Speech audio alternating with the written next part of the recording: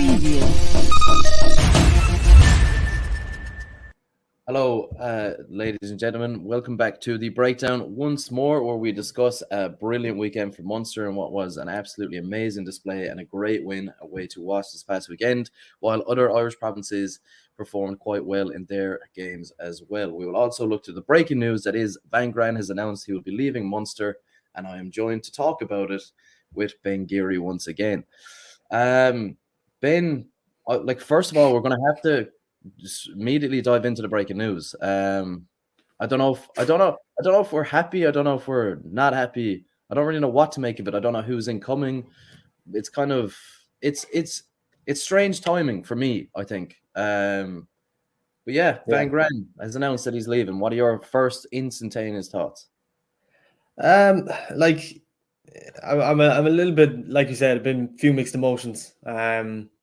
Like when he came in 2017 to replace Razzie, it was almost like a seamless transition in many ways, because not only were they both so similar in regards to their pedigree and their, how they kind of run the game, but yeah, it's just for him to go now at such a when Munster are like they're heading in the right direction. He hasn't exactly had an easy year, and we've mentioned that countless times before. Yeah. Like the past 6-8 months alone have been stressful for him, but like probably much more stressful than any other head coach in the URC. But yeah, it's different. Still, like there's talks of him going to the Premiership now to coach Bath. Well, then his very best of luck to him. Yeah, it's not going to get easier, really, is it? And yeah, exactly. He's kind of facing another mountain now with Bath, but then again, they're not far off either. Do you think Do you think he's been influenced in any like kind of way, shape, or form by Larkham's exit? I'm sure it played a part. All right, yeah. Like even looking at their quotes, like Munster released a quote from Van Graan this morning, kind of outlining his decision to leave, and I know these guys are media trained up to their tonsils anyway, but they're very similar. It's kind of it's a bit kind of. It says everything without saying anything either at the same time. But if anything, it cast doubt over the presence of Dale Ende and Sneeman, because I believe that one of the big reasons they joined Munster in the first place was to play for Van Graan. So you just kind of wonder, does his exit intrude on kind of the South African, the South African allegiance that Munster have at the moment? But I don't know. And even when it comes to talking about who could come in to replace him, I'm lost for ideas, to be honest. I don't know who could possibly come. Well, I mean, there's going to be one man who's going to be mentioned, but he's in the middle of the project, as we all know. And he seems to me that he's so calculated that I think he'd want to see out what he's doing in France and then take over Munster when he's got kind of Nothing is ideal, like don't get me wrong, and there is no ideal time to take over anything really, but there are better times than others, and I don't think this would be the perfect time. Yeah, exactly. And I think like Ron O'Gara as a Munster fan, he's the ideal choice to come, but I think looking at the broader picture of where European rugby is at the moment, it's very unlikely, because not only has he got a great thing going with La Rochelle on a European basis, I know the top 14 is a bit shaky from their point of view, but I don't see him just dropping everything and coming to Munster. I don't think he feels Munster owe him anything or anything like that. And I'm sure moving back to Ireland would be nice for him, and he'll probably do it eventually, but I don't know is now the time. And even thinking, I can think of loads of guys who probably won't come, Like there was whispers of, and this is ridiculous to even say it out loud, but there was whispers of Eddie Jones finishing up with England. He'll probably need somewhere to go. I believe Ireland or the URC is. There was whispers, I don't think they grew legs, or I don't think they were very well founded. But like even when you think Stuart Lancaster left England on kind of bad terms and turned his career around with Leinster, you think Eddie Jones might look to do something similar. But again, for every one reason that makes something like that likely, there's another 10 to refute it again. So it's a bit tricky. Where does this leave, like, JP Ferreira? Where does it leave Roundtree, like just if kind of the I don't even know, like if the head of the leaders or the staff are leaving, do they stay? Do they? I don't know. I just find this timing to be kind of strange, but I mean, it is what it is. I don't know. It's a bit. It definitely upsets it, 100%. Like I definitely think that one of the reasons Roundtree was there is because he wanted to work with Larkham and work with Van Graan. But now that that's off the table,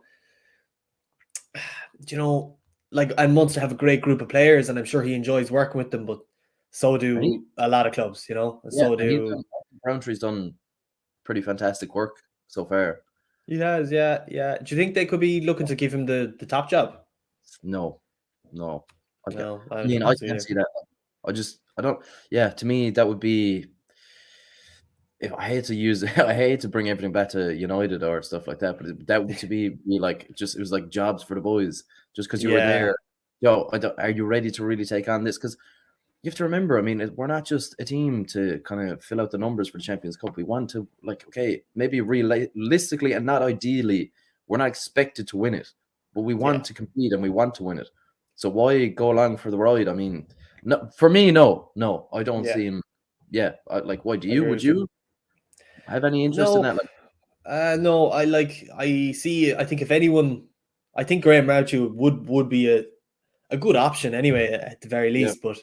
Like, I do see the possibility of Ian Castello taking up the head job, because he did do a great job at it the weekend, which we'll get to, but it would almost be like he's only getting that job because he's closest, you know. There you go. That's what I'm saying. It's like a filter down system. It's like who's left. Oh yeah, okay.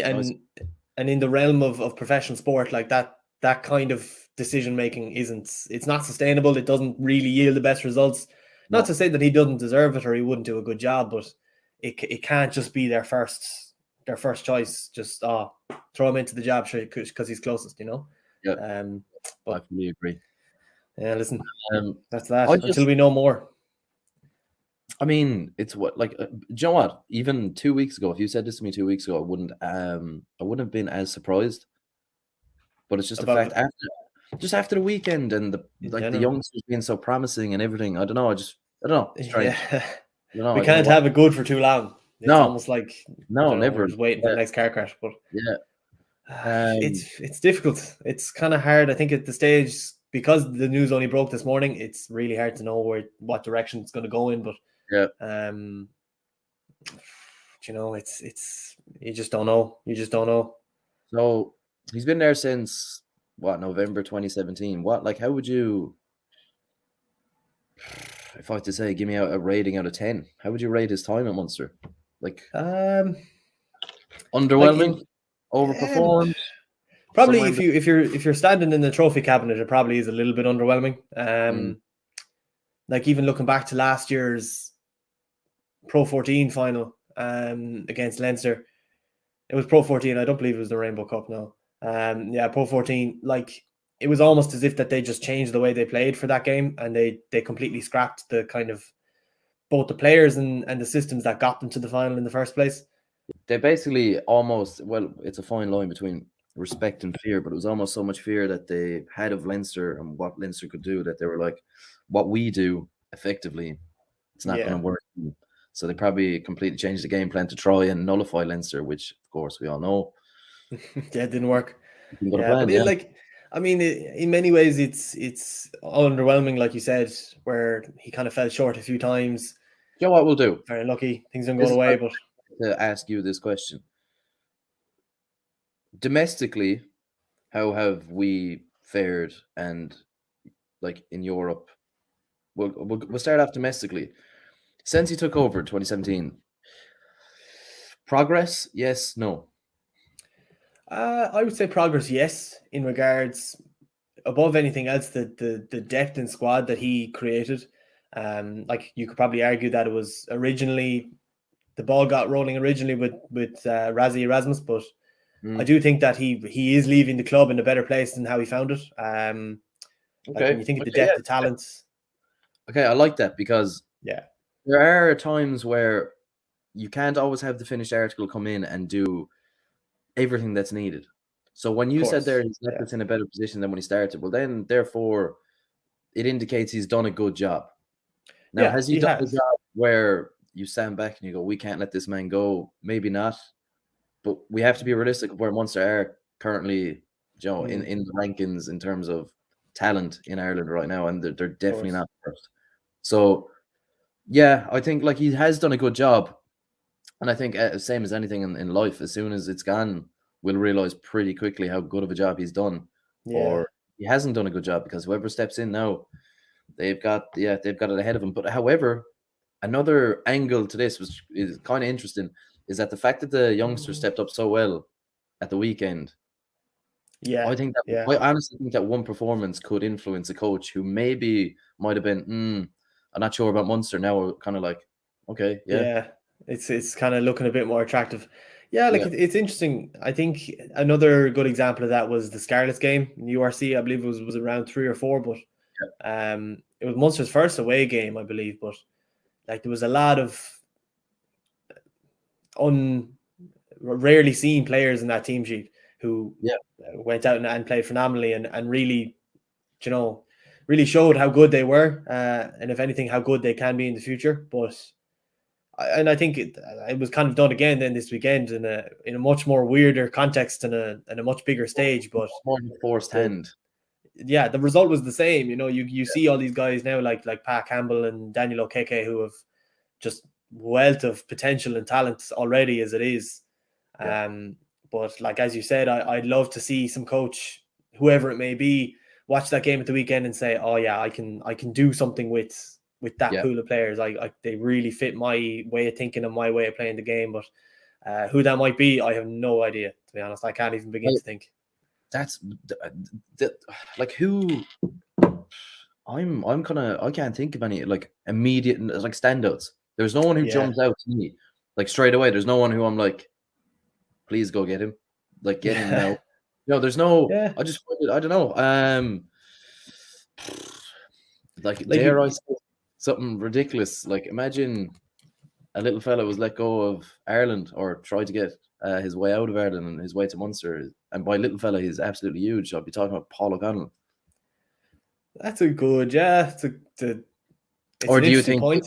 And do you think it's jobs for the boys and experimenting with something that we can't really afford to experiment with? I don't know. Like I think with Paul in particular, I think he enjoys the international setup. I think it suits him better. I do think the kind of club system is a bit more grueling. It's week in, week out, lots of traveling.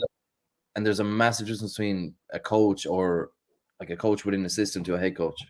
Exactly. Yeah. Essentially, a head coach, his job is to manage a pool of coaches and a pool of players. Yeah. Rather than just, blowing the whistle every day at training. Or having like Paul O'Connell, and of course Paul O'Connell has more of an effect. He's an icon of the club and the province. But like, he will go into work every day, be like, right, up the momentum, up the performance levels, and get this line out as it should be. Whereas you walk into Munster, it's like a plumber looking down on the floor and there's 6 or 7 leaks. He's like, where do I start? It's kind of it's completely different. Like, and the responsibility is different. Not saying Munster have 6 or 7 leaks, but 3 or 4 maybe at the moment. Yeah. So, then again, like talking about Paul O'Connell, those lineouts at the weekend were exceptional. Yeah. Scott Buckley was. I was just about to. He didn't need to play that well, I know. Yeah. Kill the Jets. We get it. Yeah. Take it easy. Come on, really. I was delighted for him. I don't know if you saw that the camera cutting to him when Joe mentioned how well he played player of the match, and all the lads just started like slapping him and like congratulating him. Smile couldn't have been more contagious. He just couldn't wipe it off his face, and I was like, it's kind of nice to see. I just love. It sounds so stupid, and it is an overreaction, but this is why we do podcasts. This is why sports media is what it is. I think I'm excited now after that performance. I just think it was a bit of the old Munster for some weird reason, and I don't know why. It was, yeah. I think like they thrived in chaos, like there was particularly towards the latter stages of the first half, but like the ball was everywhere and the breakdown was a bit of a mess. The scrums were not great. Lineouts were fairly tight, even though they were pretty basic. I know the Wasps are probably an easy team to throw lineouts against in many ways because there was players playing out of positions and what have you. But there definitely was a bit of the old Munster about it. They were kind of the team that wanted the win more, and that kind of shone through as well a little bit. And you had guys who really wanted to make an impact and wanted to keep the standard that the international and the season players set. They wanted to keep that high and play to that standard instead of, asking for it to, I don't know, be a little bit easier or have it maybe 13 players playing against the Wasp 15, and the unseasoned players are just kind of filling the jersey a little bit, where that really wasn't the case. And I'm really glad that it wasn't the case at all, But there's lots of positives. Yeah, too many positives to be honest to even cover in an hour. But before we completely jump into that match, because there is a lot to cover in the Wasps game, I'll quickly ask you this, just to finish up on Van Graan. Does this? So this goes two ways for me. Does this stall momentum for Munster in the Heineken Cup domestically for the end of the season, or is it no, let's rally around and a good send-off will perform and we'll give it our all until he leaves? Way are we going here? What are you leaning towards? It's a difficult one. Stay the same. There's not many examples of the kind of last dance mentality, where this is our last shot at making the most of what we have going on here at the moment, because we know we can see the end, so we might as well make a big push and make the most of it while we can. But there's a few examples of that, but from a coaching point of view, it's a little bit more difficult to achieve because he's already accepted his offer. The players know that he doesn't really want to be there any longer, that's a bit difficult. And I'm sure they're all professionals really at the end of the day. I'm sure it's not personal, but sports is personal, it's kind of hard to separate, what's on paper to what's happening in the pitch and what's happening in the dressing room, but it's hard to say. I'd like to think that they'll really make the most of it and they'll make one big push and Van Graan will leave Munster as a champion, or at least with a bit of silverware to his name. But it's difficult. I'd be kind of leaning towards it mightn't help the cause, but I don't know. It's Munster at the same time, so you don't know what you can't write them off. So it could galvanize them, if anything. I don't know. But there will be some interesting angles coming from this now for the months to come. What's going to play out? So I don't know. It's going to be very, very, very, very interesting. Anyone off the top of your head who you can think who could step in, I was thinking of someone, and his name has just left my head now. I would think in many ways it depends what kind of situation the club is in at the moment. If they're in the position financially to buy someone out of their contract, it could completely change the pool of candidates. Obviously Van Graan was at the end of his contract, and then that's why Bath kind of were able to influence him a little bit. But you never know.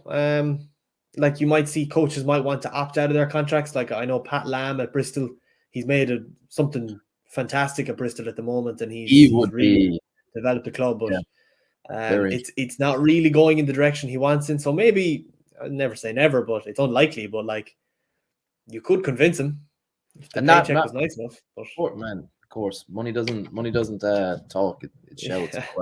What I'm thinking of this is this very well. I could be wrong, but I couldn't see it happening. I'm just thinking in I don't know, just for conversation's sake, really. I think Andy Friend has been. Yeah, he's another name that I thought of as well. I wouldn't have a problem with that. Now, I'm not saying it'd be easy to go get him. He's probably happy. Yeah. He's delighted what he's doing. They're doing unbelievable. Yeah. Someone like that, I just think, I don't know where to be. Who I'm trying to think of the name, and it's just not coming to me. Used to play for Munster, working with Razzie in South Africa. Oh, Felix Jones. Felix Jones. I couldn't think of it for about 10 minutes there. It was so annoying. Yeah. Like anyone like that, or again, I'm kind of thinking they're all risks. That's the thing.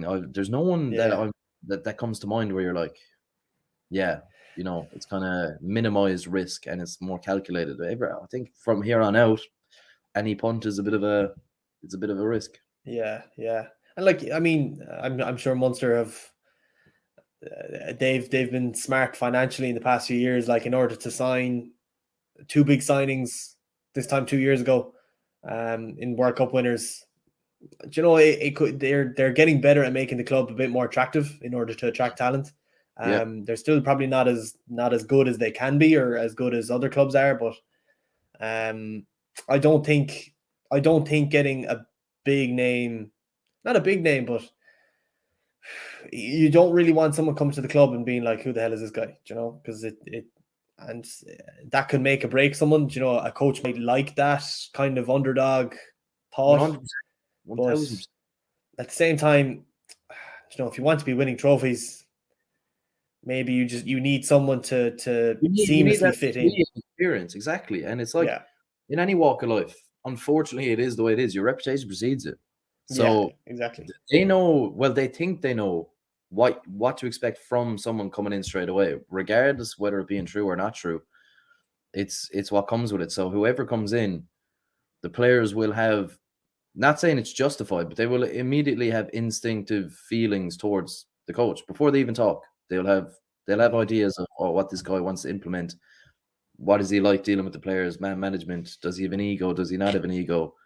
Yeah, you know, respected, and etc. etc. So yeah, it's, I don't know. Look, as of this Tuesday morning in December, we don't know, but it's gonna be a fun ride, and I'm just kind of intrigued to see how quickly Munster sort this out, and if they do, when it's announced, because again, timing is going to be of massive importance here. So absolutely. The last question we'll have on this Van Graan related is, how does this to you affect someone like Carberry? Because someone who seems to just getting going now. Finally, we have it. It's kind of looking like, oh my God, lads, this could be the guy we signed, and now Van Graan's gone. So do you think Carberry's can't catch a break, or do you think, look, I'm in my rhythm anyway. Whoever comes in, I'm good enough to lead this team? Yeah, you know what? And if you would ask me that probably a while ago, or maybe a week or two ago, I would have said, it probably would be a bit disruptive to him. But at the same time, you know, Van Graan went to Carberry's time, was it 2017, 2018? Was it the same time? I can't quite think off the top of my head now, but 2018, I'm pretty sure, but yeah. Yeah, so he had 3 years at the same time, you know? So maybe a different management style might benefit Carberry, you know? Maybe a change is needed in that regard, but and I'm sure there are a lot of players who were and will thrive in Van Graan's setup, and him leaving will be an issue. It'll probably cast a bit of uncertainty over their future and over their future form, but then again, hindsight could be a great thing. This could be a great thing to happen for Munster, you know? Yeah. Well, I hope. Yeah. Okay, so we'll finally jump into this, because I mean, we were discussing this for a majority of the show there last week, and obviously it was the main topic of discussion throughout the rugby world, to be honest, not even just in Europe, it was just throughout the world, because obviously it all originated in South Africa. So Munster, with the COVID outbreak, the chaos that ensued, the hectic few weeks, and a particularly hectic week last week, we thought they might get a result. We both backed them. Thank you. Yeah, you can actually back last week. You got that right. You got that right. But like we thought they'd win, but definitely not how they did and how emphatically they won. Like, I mean, arguably one of our best performances in a while with that team as well. It was like, okay, this is basically what I'm asking you. Munster, were they that good? Were Wasp that bad? Was it both? It was both. It was definitely both. Like I think Wasp said something like, was it 13 changes to their team sheet? A matter of hours before the game. Was it not even 24 hours before the game, but or maybe it was the morning of actually. But like I even heard that Wasp were going through their line out moves 45 minutes before kickoff in the tunnels in the underneath the stands of the stadium. Like, so, do you know, were Wasps ready to go? Probably not. Probably wasn't the most. I mean, maybe the filling jerseys analogy suits that team more better than it suited Munster. But yeah, it's tricky, and not to be taken away from the great performances that the guys had, particularly the younger players. But I mean, at the same time, it was a game of rugby that there was two teams playing, and each team had their weaknesses and each team had their strength. Like there was a lot of positives from the Wasp side as well. Now that I think about that, the red card springs to mind. But I think what played out is actually what you said last week. I think a lot of that played out because I'll give you credit when it's due, and I rarely give it to you. So give you your flowers. No, I tell you, and it sounds like it would have been an easy call to make, but it's not, because it literally unfolded before our eyes. So offensively, Wasps weren't horrific. No, they weren't good. No, yeah, they weren't. There were certain things they did well. Okay, like that's how I would put it. I could be kind that way. Defensively, just non-existent. That's where the game was, and actually that's where, to me, Munster showed how good they were, how disciplined they were. Like defensively, they're outstanding. Like that, the try-saving tackle was the first 8 minutes or 7 minutes by Peter Manny, who I did not know could run that fast. And years just put on the jets and started going after him. And that, to me, that was a big moment in the game. Small, like those, like that could have been a great start for Wasps. So absolutely, yeah. I think defensively, no fire. I just think defensively we were outstanding, to be honest. But I know it wasn't the biggest of tests, but yeah. And it was like there was a few handling errors. There was a few, like there was a good few times where Munster were out of position. Like even when you look at Andrew Conway's try, like that was a 5-on-2 that Wasps had. Like the Munster defense was just completely in shreds. But then a very bad pass from, I'm not sure who it was now, but just completely spoiled it. And Andrew Conway, all he had to do was pick it up and canter over the line, So you obviously politely, because you would disagree with my thoughts that we were good defensively. So no, like we were good defensively at times when we needed to be. But I wouldn't say that Wasps were particularly like, oh, geez, we can't get through them. It was more of a case of that when they did have a chance, they couldn't make the most of it, Okay, I agree. Yeah, so they were just they weren't clinical in any way, shape, or form. No, not at all. And I really think that, like, if you butcher a 5-on-2, like, I mean, it's very hard to get sympathy for something like that, Like an under 13s team wouldn't make that mistake. And if they did, they'd hear about it, So, like, things like that, you have to take it into account. Like, even when you think of the yellow card that they got, Dan Frost going off, who arguably was one of their best playmakers at the time, in the game before he went off. And also Brad Shields getting that red card, which is a bit controversial. But I don't know. What did you think? Did you think it was a red, or did you think it was? When I first saw, I was talking to you about this yesterday. So, I don't know. I think this is exactly what I said to you yesterday, and I just it. Was it harsh? Yeah. A little bit. Like, would I feel aggrieved if I was a Wasps fan? Yes. Would? Yeah. Sorry, go on. No, you're fine. I'll just keep it in the same kind of analogy. If I was a Wasps fan, would I feel aggrieved? Yes. If I was a Wasps fan and I watched the highlights back and I saw it again and I was like, is that by the book? Is it the correct call? I would also say yes. So it's one of them where no matter what the referee did, he's getting grief. So it's just one of those situations. All in all, was it the right decision to make? Personally, yeah, that's what I feel. But I mean, yeah, I just think it's one of the, you can't win. It's a lose-lose for the referee. He made a decision. It affected the game. But I do think it was deserved. What do you think? Yeah, no, I agree with you. I think it was a big swinging point for the game. And especially the fact that he's their captain, and he was, that I know of, he was the most decorated in the sense that he had the most English caps. He had the most, yeah. He has spent the most time in international camps. He was probably one of the more seasoned players on the team anyway.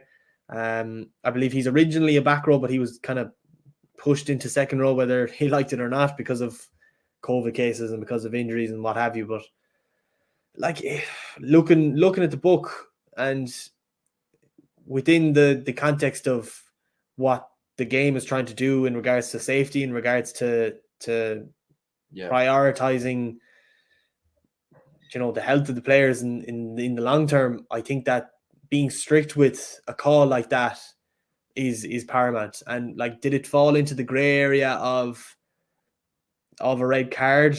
Absolutely. But I mean, if you were to describe to someone what happened and ask them if it was a red card, they would probably say, yeah, it was. So it's a bit harsh, but it is what it is too. I think we're just both in agreement with that, and I think most people would be, because I mean, definitely. Like, I don't know. It was like, I mean, harsh. It was. See, the problem I find with when decisions are made like this, the main talking point becomes, oh, what's the referee doing? He's after ruining the competition, or he's ruining the game. Well, you could argue the player ruined it for himself. Yeah, exactly. Yeah, it's not, the referee has to make a decision. It's not like the ref wants, oh lads, I'm Joe. I don't want to tightly contest the game here. I want an easy game where I can just decision that's going to affect and ruin it for everybody. I don't think that's how it works. I think exactly. They look at it and they're like, okay, what is my job? Implement the rule. Definitely, Simple as. Definitely. And I just think people get lost in this, like, oh, it affected the game now and did this. Of course it did. But it happened. So what are you supposed to negate the fact that it happened and be like, no. We want a good game, lads. Whatever he did, we'll forgive him. No. Yeah. Right. Joe, no foul or no harm, no foul, but there was harm. So it's a foul. Red card. See you in a while. Munster take it. But that's they're the facts. Player of the match. Because I know who. Yeah. You know what I'm going to say, I think. Buckley. Yeah, Scott Buckley, absolutely. Like, I watched back the game last night, and like, when you watch a game for a second time, you kind of, you watch the ball a bit less, and you kind of watch what's happening outside. You watch initially. Yeah, exactly. You notice everything else, and you're a little less emotional about it and whatnot. But you especially being a Munster fan, like, but like his lineouts were phenomenal. Like, he hit 16. Fair enough, they kept it simple, but he still hit all 16 of his targets. He had one turnover, scored one try. I think, like, meters carried. I think he the most carries, I believe, in the. His ball carrying presence was ridiculous. For a guy that young, like 21. Yeah. Pretty. Yeah. I don't know. Most carries. He the most carries out of everyone on the Munster team. That's just outrageous. Like, by a lot. Like, the second most was Ty Byrne with 9, whereas Scott Buckley had 12. So there's a bit of a gap there, Like, I mean, for a guy that young and there was a few collisions where he probably wasn't, he didn't exactly dominate them. He kind of got knocked back a couple of times, but like, to just keep going and just keep driving, just keep getting it. Yeah, and you're reloading. You're not going to physically be like bigger or more impactful than everybody, every team, like every player you come. The whole point is utilizing the skills that you have, and like, to bring it back to what you said there. What impressed me the most, because it seems to be one of the most underappreciated assets in world rugby, because it does look so simple. When you're sitting at home and you're stuffing your face with a burger and chip watching these professional athletes, and we're giving them grief while doing it. We're like, oh, Joe, how can you mess up that? How can you do that? Sure, these lads are getting paid to do it. How is he doing that? They train every day. Yeah.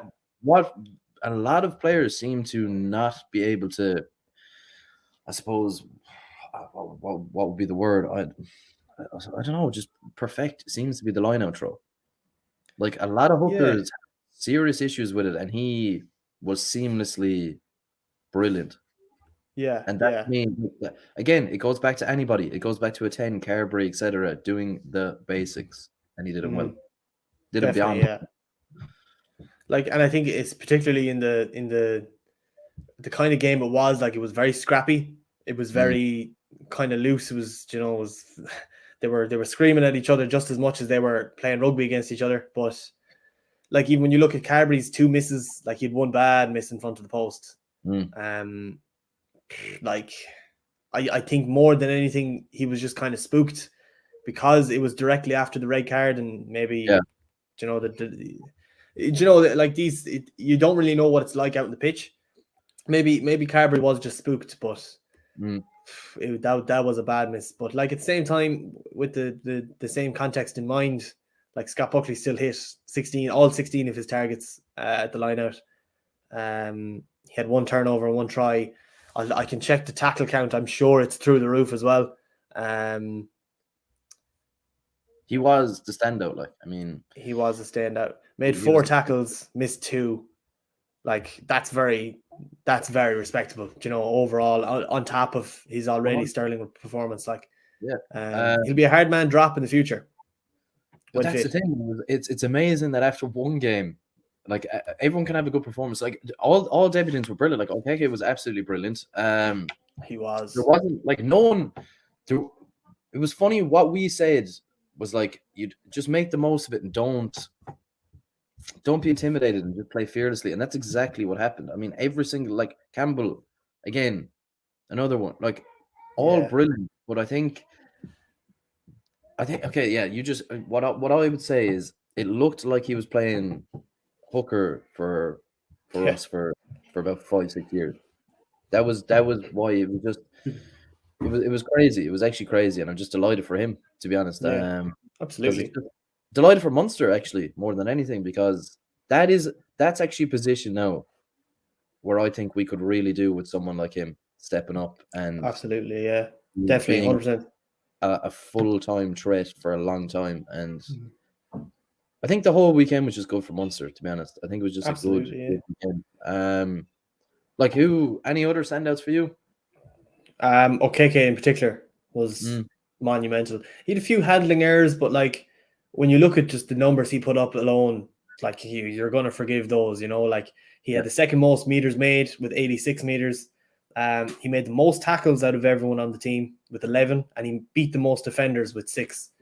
Like, for a guy that age to be putting in that much of a shift is nuts. Like, monumental. He's just absolute monster. Like, I thought Ty Byrne was absolutely amazing. Oh yeah, I'm sure he's world class. Like, he's the Rolls Royce of second rows.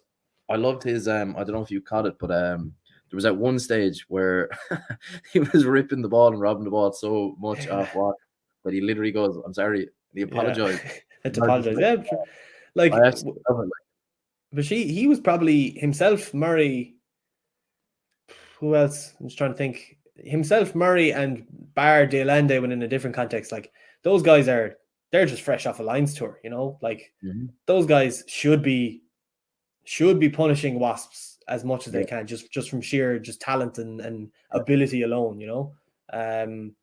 And so they should be, because that's what things like Lions tours and Ireland camps, you know, that's what they reward. So when you're going playing against a depleted Wasps team, you should be throwing them around the pitch like a ragdoll, you know. But I mean, like, it's just more the same from him, you know. I think Ty Byrne is going to be a force to be reckoned with for at least the next 5, 6, 7 years, maybe. I'm not quite sure how old he is, but of course, injuries, you know, hopefully he can avoid them, and if he does get them, they're few and far between. But he's a hell of a player. Who else? I was surprised to see Castello empty the bench, actually. I don't know if you noticed that, but he brought everybody on. So even when you look at, like, the team that was being played, like, you had. For a sec. Sorry, go on. Can I interrupt you for a sec? Because something just dawned on me there, and this is completely my own head now. This is a theory I have, and it could be absolutely nothing. Do you think for a second that possibly, just entertain me, Ben, right? Right. I'll try. Van Graan would have informed the squad before the Wasps game that he was gone and that Ian Castello was basically not taking the reins, but would implement kind of what he wanted.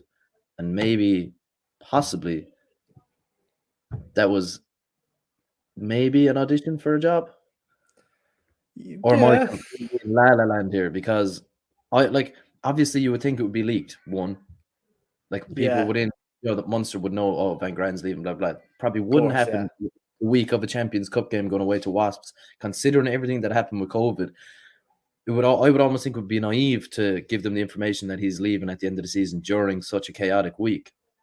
However, I love having these ridiculous ideas. I just think, imagine that was the case, and imagine Ian Castello was like, oh, unbelievable. And I don't know. Just now he's the head coach. Like, yeah, it definitely didn't happen. Like, I'm definitely just making up a scenario in my head. It's a good scenario, and it's saucy. Yeah, and I don't think you're definitely not wrong in the sense that they probably knew. I'm sure the players did know. Like, as you know, like these things, like they probably, I'd say if they lost, they probably would have released the news on the yesterday morning that he was leaving, you know. You don't know. It's a strange one. You're not far off either in the sense that it's probably is a bit of an interview for Castello as head coach. I frankly don't think he's there yet. I don't know is putting him in the top job with suddenly so much more responsibility and so much more, just mouths to feed in figurative sense. I don't know, would that be the best thing for him? But then again, never know. If it comes where he's maybe like a director of rugby maybe a head coach, and then director of rugby is a different role. They might change up the whole kind of structure of the coaching backroom anyway, and maybe Castello might be promoted, but he probably wouldn't be the top dog. But yeah, I think you could be onto something there, Mark. I don't know. I could very well be talking nonsense as well, but look, this is the whole point of it, and I just think, I don't know, there's a lot.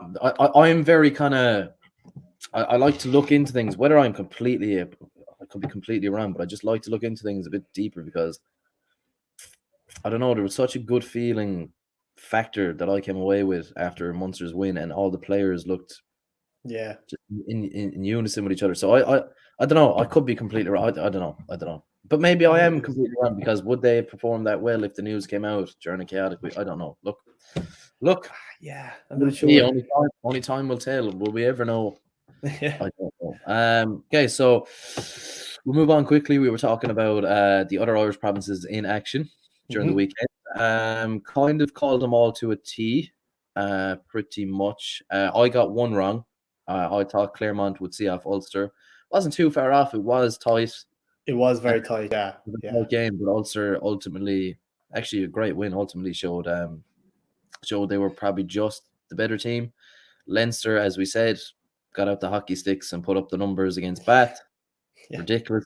It was kind of the most predictable game of the round.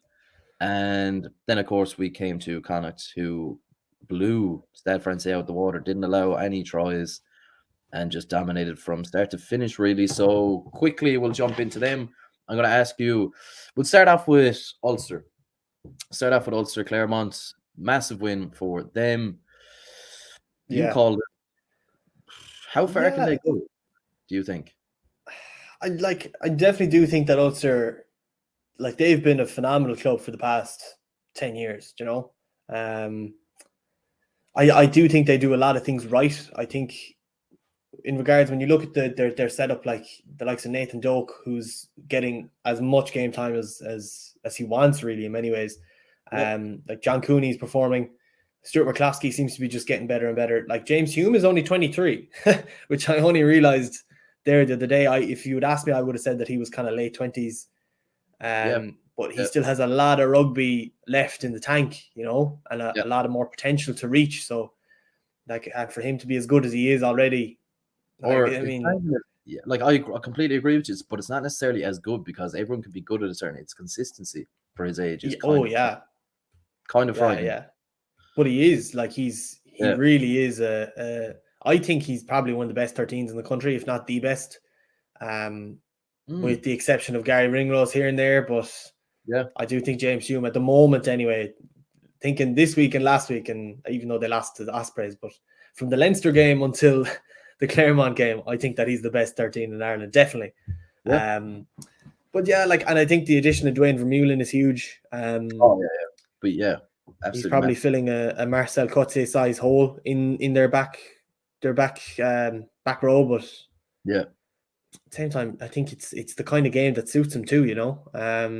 And like he's fresh off a COVID hiatus, so like I think he had one training session and then he was on the plane to Claremont. But like he performed, he got the job done nonetheless. No signs of fatigue anyway.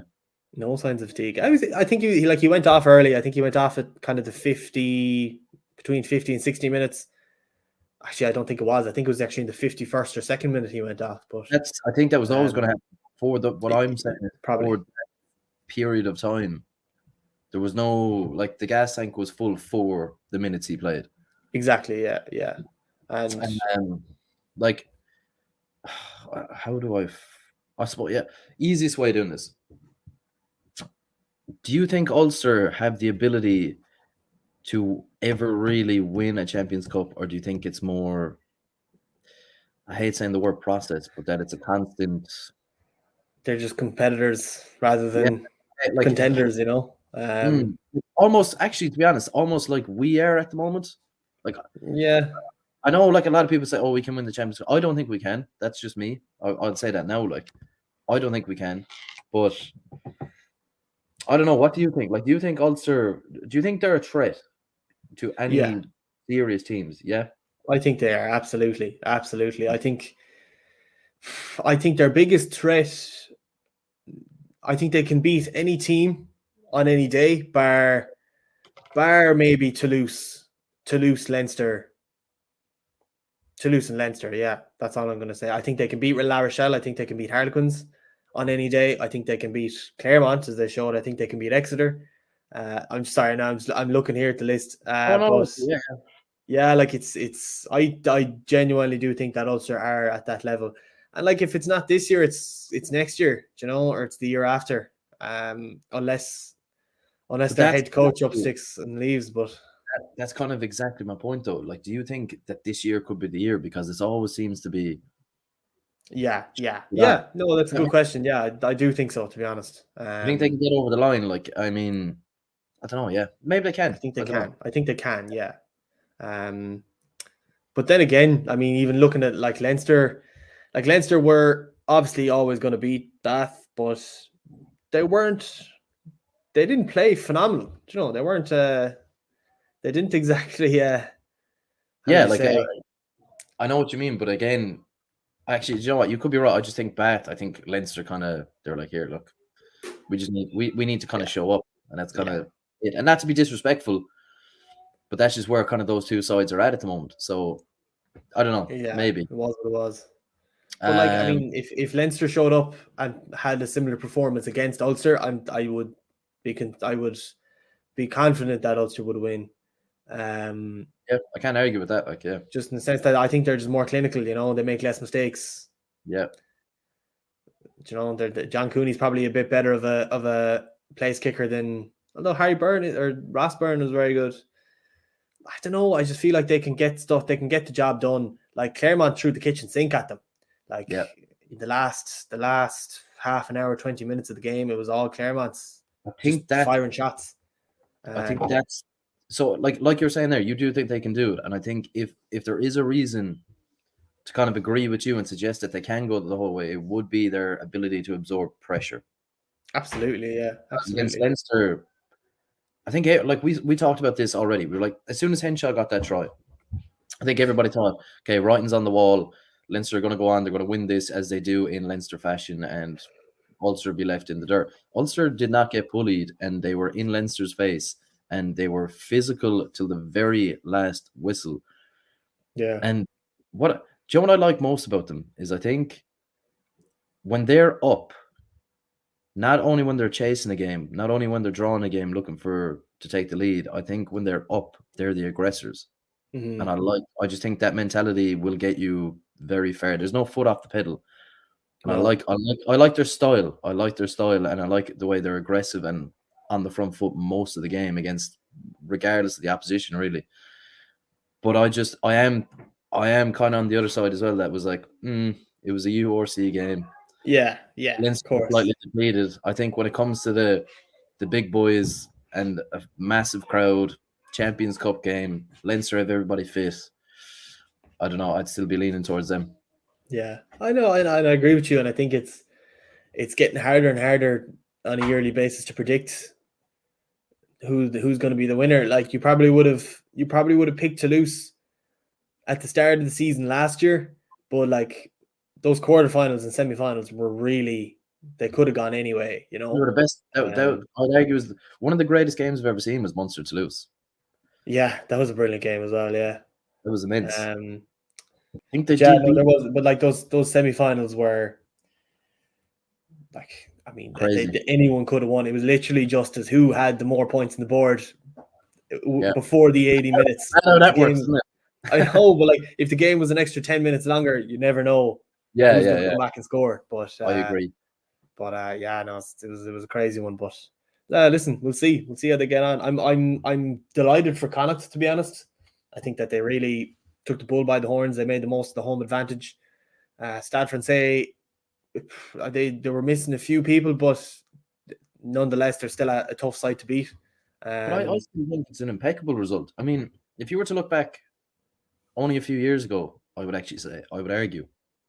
Okay, maybe not a few, because they actually won the Pro 14 when Henshaw and Bundy were on fire, and we all remember that season. But like, let's take maybe 3 years prior to that, the coming out party for Connacht. 3 years prior to that, if you were to say to anybody who is a fan of Connacht or anyone who goes to the sports ground on Galway on a regular basis, that you would wallop Stade Francais without blinking an eye. Yeah, you'd be surprised. Everyone would be like, no, you won't. Like you're never going to be that team. And it's a bit of both. Connacht have improved. Stade Francais have obviously dropped off a bit and declined. They have, naturally. When I saw the result, because that was the one game I actually didn't catch. So I watched the highlights of it afterwards, but I didn't catch it while it was live. So I obviously went on to Sky Sports and I was like, see how Connacht are getting on now. Maybe, I don't know, maybe 16-9 up or something like that. Saw the score and I was just like, right. I was like, Connacht they're no longer, Connacht have done well. Where people almost pitied Connacht. They were like, they're doing well. They're progressing well. They have some good players and, you know, they'll get eventually cherry picked by the other provinces. No. Connacht to me now have arrived, and they're may not be on the level of tread as Ulster or Leinster or even Munster, but now all 4 Irish provinces I think should be taken very seriously, and it's a credit to everyone in Connacht for getting to this point because they were lagging behind for quite a few years. Absolutely, yeah.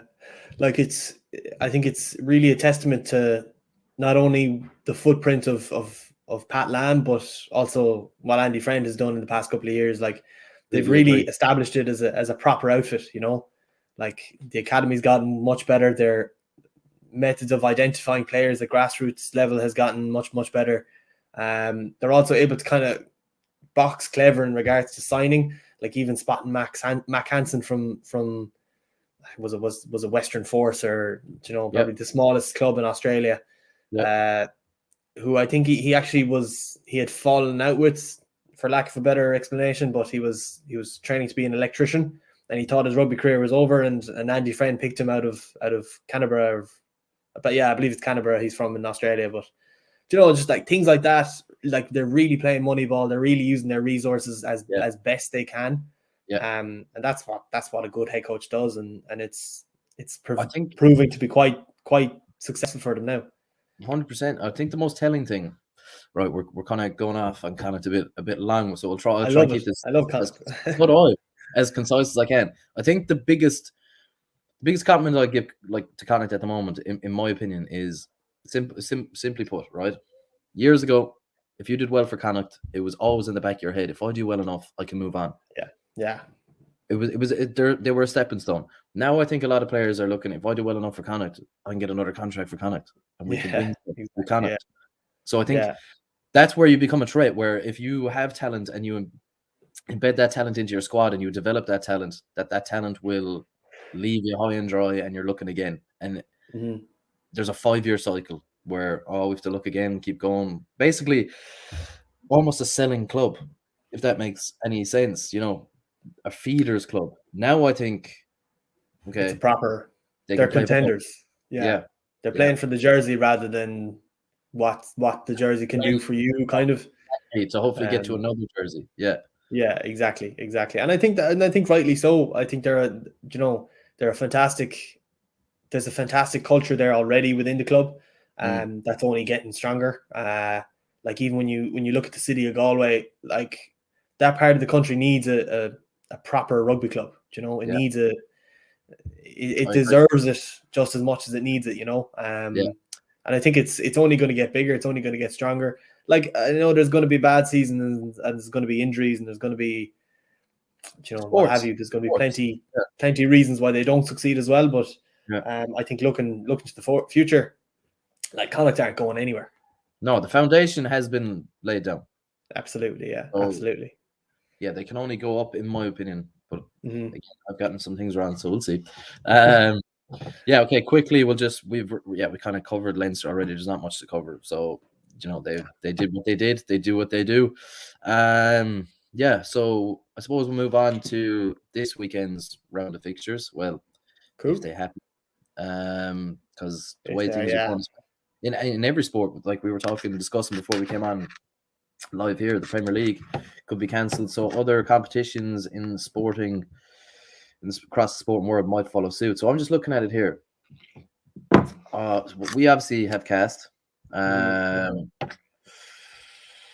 Before we jump into whether it's going to happen, whether it's not going to happen, and all that, I suppose your favourites for the game, Munster, of course, at home. Yeah, I think Munster. I think like Cast lost their. I think they did a 2-year winning streak at home, which went up in smoke on Sunday night against the last game on Sunday against Harlequins. So that's, they've been a bit spooked now a little bit. I think they won't fancy the trip to Thomond Park. So I do fancy Munster for that. Like even looking at Leicester, Connacht, like that's a big challenge for Connacht. Like Leicester are top of the Premiership table. They've had wins over Harlequins. They've had wins over Saracens. I believe anyway. They'll be a really, really tough outfit for Connacht to beat. I do think Connacht are able for it, but I don't know. It might be a bit much. It's just because of how good Leicester are, Yeah. They've built themselves up again tremendously as well. Like they've come back firing. Don't know. Yeah, I don't know. I didn't see it really happening as soon as it happened, or as it's happened. Yeah. But yeah, I don't know. I'm just looking at this right here. So Castra are currently 6th in the top 14. Like, it's a funny old top 14 this year, by the way. Yeah, it's a bit all over the place. It is very all over the place. Would you see them as who? Actually, this is the question I wanted to ask you. Who's our biggest competitors in this group? I'm not sure. You have to go with the dark horses now, Harlequins. Yeah, well, Harlequins are like, especially since we beat them last year. I think they've done their homework. I think it could be Harlequins, to be honest. I think Harlequins have gotten better again since that last pool stage clash. Yeah. It's tough. I would have to say Harlequins as well, to be honest. Like Cast are good though as well, Wasps should have been better as well. I think when it just in regards to injuries and COVID and stuff like that, like if we were playing a fully fit Wasps team, it would have been a very different story. But sure. Well, I think you're spot on. I think most would agree if both teams were fully fit, or not fully fit, but fully healthy, let's say, it'd be a completely different ball. Yeah, absolutely. So I'm just looking at something here. So Connacht, Ulster Leinster all in action again as well. I'm just actually in terms of matches that you think are going to be in doubt, like what are the rumblings of the matches that might be off? How do they deal with matches that may be called off going forward? How do we cope with this currently? Yeah, like it's a bit up in the air a little bit. I know there's serious question marks around Leinster and Montpellier. Yeah. And like if they cancel that, they have to kind of, for the just the way it works and the way points are allocated and stuff, that the fixture, if the fixture doesn't go ahead, it's a 28-0 loss to said team. But I think in a situation like this, because of COVID, you kind of don't really know. You don't know who gets the 28 points and who doesn't. Exactly. So who's that for? Frankly, I don't know. I don't really have the answers, but yeah, you just don't know. Maybe there's a rule there. There's a clause there that it's that does provide the answer. It does mean that Leinster get the 28 points or Montpellier get it or what have you. But like that's in serious doubt. I hope the Munster game goes ahead. I hope Connacht goes ahead. But then again, you just don't know. We're still kind of at the mercy of COVID a little bit, and it's absolutely the whole world is still, and like they're the two Friday fixtures, by the way, as well. Leinster, Montpellier, obviously traveling to France, and then Ulster host Northampton on the Friday as well. So yeah, just hopefully those two games can go ahead, but we don't know. So we'll stay on course looking at these fixtures. Your lads, your dark horses, Harlequins, will entertain Cardiff. That should be all right. I was just about to say, I was like, that wouldn't really grab my eye, so to speak. Then who are Sharks, Claremont, Racing, Ospreys, Glasgow, Exeter, and then we come in then at 8 o'clock on the Saturday against Cast, and Sunday, arguably, you were just mentioning it there, arguably the tie of the round would be Leicester and Connacht. Yeah, I would say so. Like Leicester are playing some phenomenal rugby at the moment. Like you fancy Leicester there, so I take it. Yeah, I do fancy Leicester. Like, of course, I would love Connacht to see Connacht win. I think Connacht I think they're able to win, but like I believe the game is away. I believe it's in Welford Road. There you go. It's just so hard to win there. Yeah, it's impossible. Absolutely. Like, so historically, it's not where you want to go looking for a win. No, definitely not. Definitely not. It's not impossible you as well, and it's just it's a tough place to win, especially with the form there. They've been absolutely immense. Mm-hmm.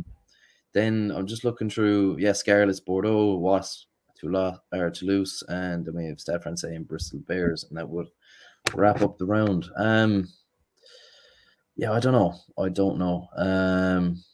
I suppose the tie of the round for me would be Leicester, Connacht, and then the rest are forgettable games, to be kind about it.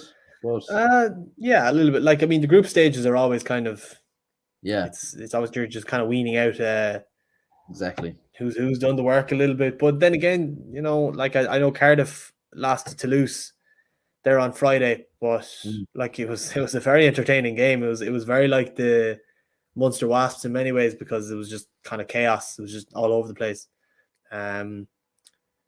Like Cardiff had a lot of injuries as well. They kind of had guys kind of extending their retirement a little bit. I think there was a Dan Fish or someone who was playing his final minutes of professional rugby, even though he had originally hoped to retire earlier, but or maybe he had retired and they had to pull him out. I wasn't really sure what the situation was, but just again like that, COVID is kind of putting enough of a dent in the Champions Cup as it is, so maybe postponing games wouldn't be a bad idea. But listen, I mean, if these games happen at all, it's exactly. Don't know.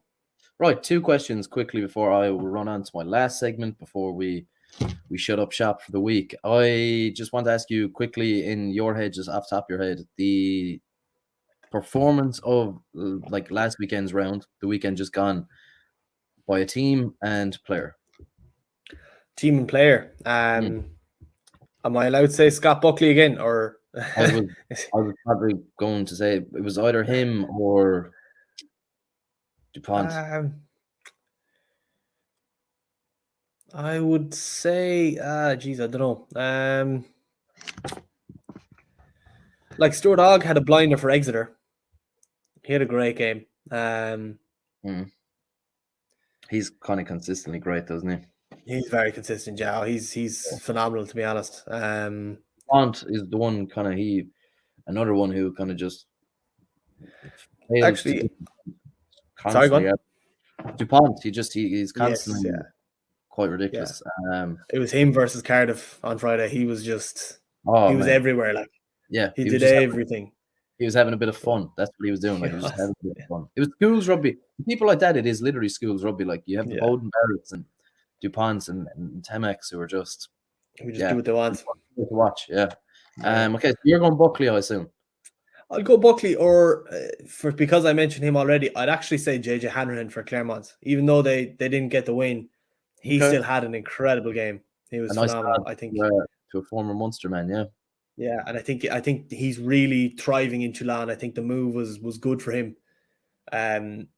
Whether it was a fresh start or whether it was a new challenger, however he sees it, but regardless, he's playing some great rugby over there. So he's going to be my performance of the week anyway. Nice, I like it. JJ Hanrahan. Team, I'm going to go for. I was going to say Ulster, but that kind of contradicts it. You know what? I'm gonna say Munster, to be honest. I think to go out, regardless of how Wasps were, to bring the youngest being 19 or 18 even, and the oldest being 21 or 2.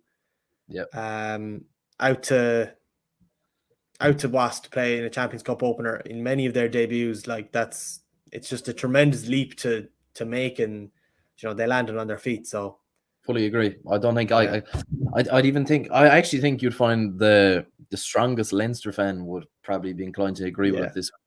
I think so too. Yeah. Everything that was previously stated by us a million times before. Just a brilliant performance, and one that kind of make you proud as a stag. So we will. I suppose we'll talk about this little thing that popped up, the IRFU letter scenario. Yeah. Like you know more about this than me. But like, just fill me in on the whole scenario as a whole and what's going on, or our viewers as to what's going on. Yeah, like it's essentially I think was it Off the Ball dubbed it as a all out civil war between those in the women's game and the IRFU itself. It was like IRFU kind of defending themselves. A little bit. So essentially there was this letter written and signed by, I think was it believed between 54 and 61 or 2 former women's players and current women's players, a mix between the two. And it was addressed to the sporting ministers in the Irish government. And what they did, I have my notes here, they're basically claiming that the IRFU it's a bit complicated.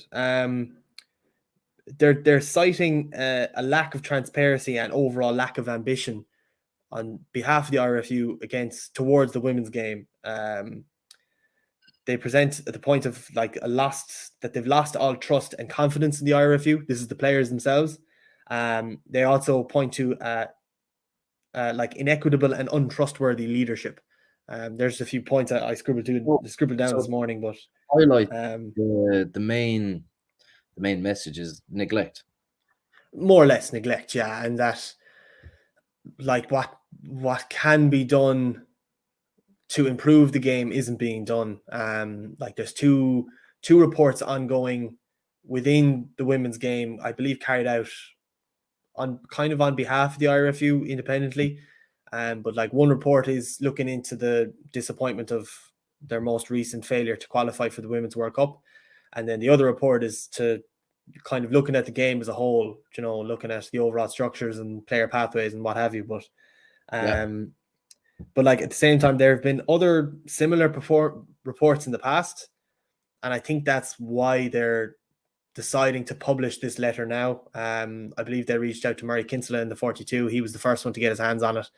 And then other rugby journalists have done the same. They've followed suit and published the letter themselves. But like in regards to the reports, or sorry, not the reports, the reviews that are being taken by the IRFU, or being carried out, I suppose, like they're accusing that the previous, how would you say, the previous reports that took place, and probably likely the ones that are taking place at the moment, they accuse the IRFU of cherry picking a handful of findings to present to the public. They also feel that none of the info submitted was fully factual or designed to act in the best interest of the women's game as a whole. So they're really kind of going to town in the IRFU here, saying that, you know, there's lots of stuff that they could be doing which they're not doing, and then whenever they need to find an excuse, they're cherry picking the information and they're providing false facts, essentially. We sound like Fox News now, but they're finding false facts to kind of make the IRFU look good and make it seem like the women have everything they need, that they're just not winning. To be honest, I think it's that to me is the most vile part of it, isn't it? Really? Yeah, it's the impression, and I could be wrong. Like it could be probably not as cynical as that, but it's how it's coming off to me anyway. So, of course, well, I think it is, and I think it's just, I don't like it at all. I don't like any bit of it, and I don't like the fact that you would throw them under the bus like that in terms of, oh, we've done everything we could have, which we all know not true. Probably not. Yeah. When you do have a problem with it, we're going to deny everything by literally I'm not going to say lying about facts, but if you don't reveal the whole truth, you are being dishonest. So it is effectively, in a way, lying, and just kind of, it's not right. We've had these issues they've been existing for months and years, and like this has always been like going back 2 months ago, 3 months ago, there was war over dressing rooms. So all these things, all these little things that aren't little things, that's the biggest problem. Like it's these are massive things. If that was to happen, Johnny Sexton came out and talked about it as well, and he was like, if they ever thought of doing that to the men, like they wouldn't dream of it. And it's all going back to money, finance, and just pure favoritism for what sells. If you don't sell, oh, you didn't qualify the World Cup, we don't care about your facility, then how are you supposed to qualify for a World Cup in future years? How are you supposed to progress? How are you supposed to advance? If there's no care and no one putting anything into it, you're not going to get anything out of it. And it 100% is not solely on the players for not qualifying for the World Cup. And they came pretty close, mind you, as well. So maybe if they did have dressing rooms and a proper backing, they might have been there. So to me, the RFU can sort themselves out, because they can look inward. I think it's wrong, and I'm not even going to get too hung up on this right now. But I just think it's absolutely wrong, and I think the way it's bully mentality as well, because they're such a huge outfit and they have such a massive impact that they can feed false or fake news, as you would say it. Absolute sheer propaganda in terms of, no, we've done what we can, we've done everything in our power, when you haven't done even 10% of what you could do in your power. So look, neglect and lack of leadership, massive problems, and lack of accountability in many ways. Transparency, like they said, and it's like what probably made the IRFU look a little bit worse, or probably a lot worse, was like that story broke, I believe it was yesterday morning, and within an hour or 2 hours, like maybe 3 at the absolute least, the RFU had already released a statement refuting the letter. I believe their quote was, they refute the overall tenor of the letter, which just means that instead of considering the very kind of nitty gritty details within the letter, they just kind of refute the whole thing. They say it's all wrong, instead of actually providing evidence as to how it's wrong, and what have you, in actually intelligently debating and would you say arbitrating the issues. But then again, the letter wasn't to the IRFU, it was to the government. But it just seems like a really, really sour situation between the women's game as a whole and the IRFU outfit. Don't really know what a possible resolution would look like, but it's far away anyway at this stage. I don't know. These are problems that have gone on for a while. They'll probably continue to go on for another while, because, like I said, Yeah, I just think money doesn't talk; it screams. So I don't know. I don't think. Hopefully things get fixed or ironed out. But I don't know. Look, it's just a situation we're in. But we have gone through a lot in the last hour and 15. But of course, I cannot let you go without this last piece. Munster cast prediction. Cast after a loss at home, a narrow loss at home, but a loss at home nonetheless. Going to Thomond Park the week prior or the week following rather is probably the worst thing you can follow it up with. So I'm going to say Munster. Like Munster will be back full engine roaring, the whole lot. So you'll have a lot of guys who are wanting to get back into the team and take back their jerseys too. So I'm going to say Munster by 2 tries anyway. Okay. Ben Geary, Munster by 2 points. I will go. I'm actually going to be confident. I'm going to go Munster by. I'm going to go Munster by 15 or 20. Munster by 15, yeah. That's more or less what I said. I said 2 tries, which is kind of the ballpark of 14 points. But unless you want 3 unconverted tries. No. That's how Carberry's feeling. Yeah, I'm back. Yeah, I just think of fully fit Munster. Plus, obviously, all the players who played during the weekend, be waiting in the wings to come on and prove themselves again. So okay. So we both think Munster. Hopefully they do it. Hopefully the game is on so that they can do it. So please, hopefully everything is sorted in that department. But once again, folks, we would say goodbye for this week, and please join us again next week. We appreciate all the views and anyone who subscribes to Sport and Limerick. We massively appreciate you. This show wouldn't be possible without you. And next week we will cover a review of the Munster Cast game, all Irish provinces that are in action in the Champions Cup, and hopefully we will have not necessarily the man to replace Van Graan, but we'll have a few rumblings and we'll have a discussion about his possible replacement. But I've been Mark Riley. It's been Ben Geary, the Sport and Limerick, and it's been the Breakdown, folks. Thank you and enjoy the rest of your week. Preview.